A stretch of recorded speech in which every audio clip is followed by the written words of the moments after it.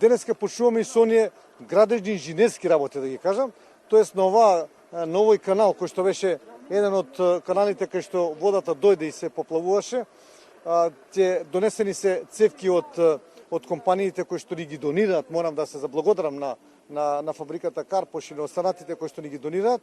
Ќе дојде и механизација и денеска по оваа улица, значи почнувајќи од аптеката или од црквата нагоре према реонот 13, ќе бидат санирани сите премини, тоа ќе бидат направени мостови, при што ќе има два реда од цевки по 1,20 до 1,5 м, значи со должина од 2,5 метри и два реда такви, тоа значи по 5 метри.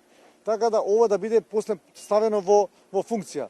И заради тоа што почнува да се нормализира сообраќајот, за да можат луѓето нормално да се движат, а и евентуално ако има малку сега некои дождови помали, за да може тоа безпрекорно да функционира. Инаку има голем напредок во делот на Сингрич. Го поделивме заедно со министрот на 14 региони.